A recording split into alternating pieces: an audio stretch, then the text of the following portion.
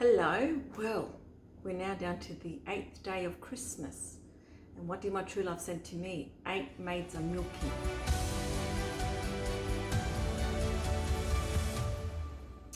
So, I thought for this one, I'd make it not necessarily something to eat, but something to drink. And this is more on the traditional side of Christmas things that we do in Chile. It's called cola de mono. It's a bit like the Irish Bailey's creme liqueur. So it's got that coffee milky flavor, but it's not as thick and creamy as the Irish Bailey's. I love this one because it's not so creamy, even though it's hot when we have it here in Chile and in Australia, the summer. It's still refreshing, which we then serve with a little bit of pan de Pascua, which is our traditional Christmas cake / bread. And it's just nice to drink on its own as well. So let's start. What we need is this recipe makes about 5 liters, so it's 2 liters of milk. So we've got condensed milk, they're 395 grams each, and we're putting in hot water to sort of clean out and get all of the condensed milk from the tins. We do four lots because we've got 2 cans of condensed milk, and then it's putting in a nice big quill of cinnamon because that's going to give it the lovely flavor, as well as cloves. Now it's optional if you want to add sort of orange peel or a lemon peel. I don't, but it's up to you if you want to do it. And in Chile you would normally use pisco, which is a bit like vodka, different taste in the sense that it's a clear alcohol and can be quite strong.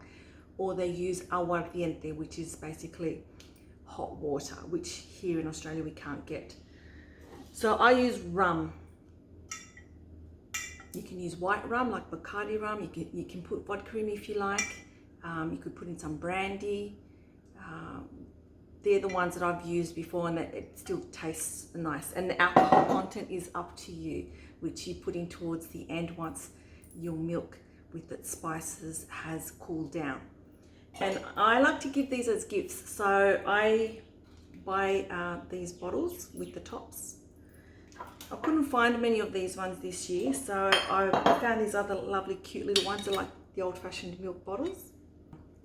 So here I've got the little one to give to some people who I'm not sure if they've had cola de mono, so I'll just give them a little taster rather than giving them a big bottle. And if they don't like that, it's a waste.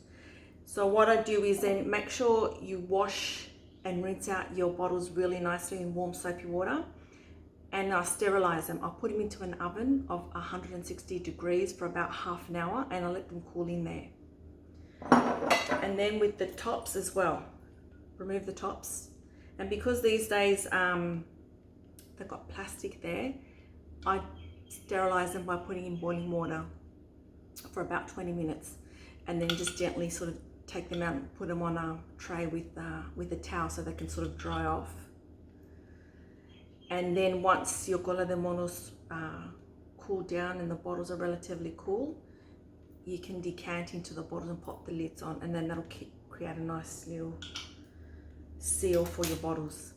And also we need some coffee. Now you can use some plunger coffee or percolated coffee, but you've got to make it really, really strong, because I tried making it once using the percolated or plunger coffee, fresh coffee, and I had to use a lot of it, so therefore I had a lot more liquid. So if you can buy, like espresso powdered coffee, instant, it's about 2 to 3 tablespoons of the instant espresso coffee, which you add towards the end to stir it in, and you've got to have that really nice coffee flavor without it being overpowering. So let's get started. So make sure your pot is big enough to take in all the liquid. Pour in all of the milk. You pour in your condensed milk.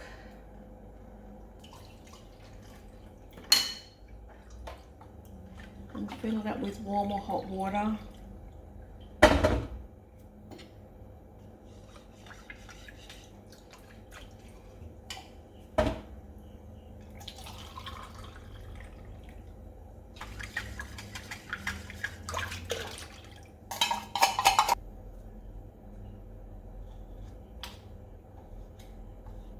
So now we put in the cinnamon, put in a nice big stick.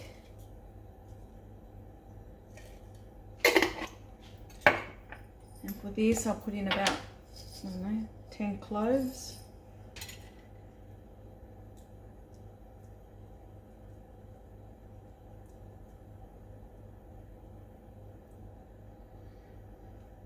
But I like cloves, so I'll put in a few extra. And then we just give everything a good stir to make sure the condensed milk is dissolved properly and mixed in well with the milk and the water.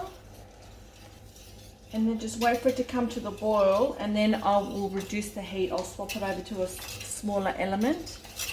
Then I'll just let it simmer for about 5 to 10 minutes and then turn it off. Looks like it's all nicely mixed in. The other thing that you can do while you're waiting for the milk to come to the boil is you pop your other small saucepan full of water to boil and sterilize the bottle tops. It takes about 10 to 15 minutes once the water's boiled to sterilize your bottle tops, and then once that's done you can just let them sort of cool down a little bit in the water and then take them out and put them onto a tray with a tea towel on it to absorb any extra moisture, and then you'll be ready to start decanting out. I'll come back to you to show you what it's like once the milk has come to the boil. Okay, here you can see it's just starting to come to the boil. You've got all those little bubbles lining the edge, and you can see little bubbles coming up to the surface. So then what I'll do is I'll just transfer it over to a smaller element. Just keep an eye on it for about 5 minutes and then we'll turn off the heat. Okay, so now it's been about 5 minutes, so now I'm just going to add my coffee.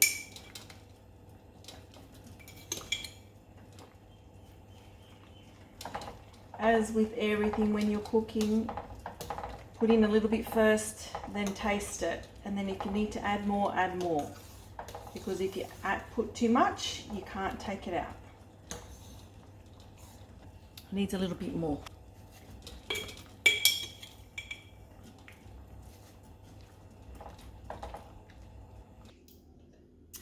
Okay, so now our coffee milk has cooled down, and you'll notice there's a skin that forms, but that's easily removed with the skimmer. So if you can, try and remove it all in one go.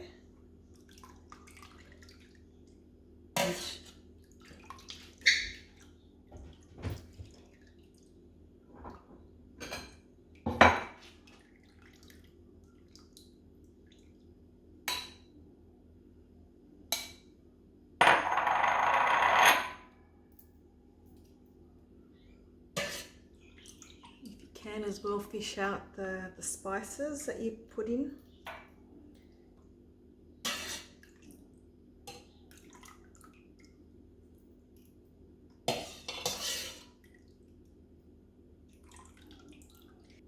If you can't get it all out, that's okay, because I still use a sieve when I'm pouring it into the bottles, and that makes sure that it collects any little debris that's left over. So now my bottles have cooled down a bit, and see here I've got the tops of my different bottles, and then I also make sure, yeah, you've got the funnel, you've got your sieve, and I do it over a dish like this because it can get a bit messy and it's going to go everywhere. So now it's time to start pouring it out into the bottles. Before you start pouring in the milk, your coffee milk, make sure to put in the alcohol. And again, that's to taste. And it has to be fairly cool, because if it's too hot, the heat or the alcohol is going to evaporate.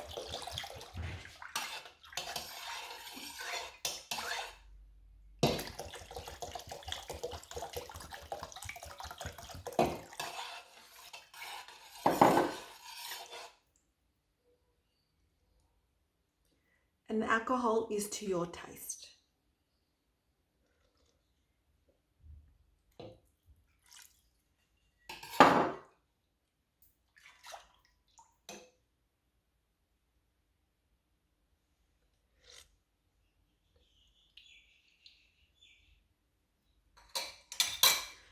Okay, so you need to put at least half a litre of whatever spirit that you want to add, and then again just add a bit more depending on how much stronger you want it to be. But with half a litre, it will give you a really mild flavour, and same with the coffee, so neither is too overpowering. You want it to have a nice combination.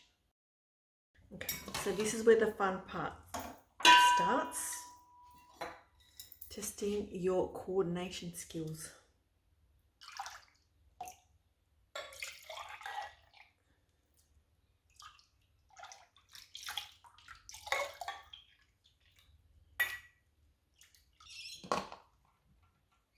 So here you just pour it all in.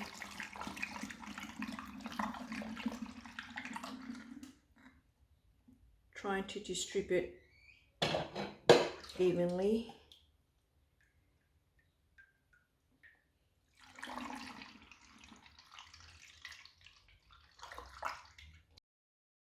And that's it until you fill up all the bottles that you want to do. Okay, so I've decanted all of my cola de mono into my jars. So in the end, it made up 5.5 litres because the extra liquid's coming from the rum. But I also then, because I tasted it, it still felt it needed a little bit more coffee. So I just made a really strong plunger coffee and then added that to it. And this is what it ends up looking like. So then all you do is just pop it in the fridge. And then if you want to give it as gifts, tie a nice little ribbon with a little ornament. And there you go. A really nice gift to give to your friends. I really hope you enjoyed this cola de mono. 8 maids are milking. Enjoy.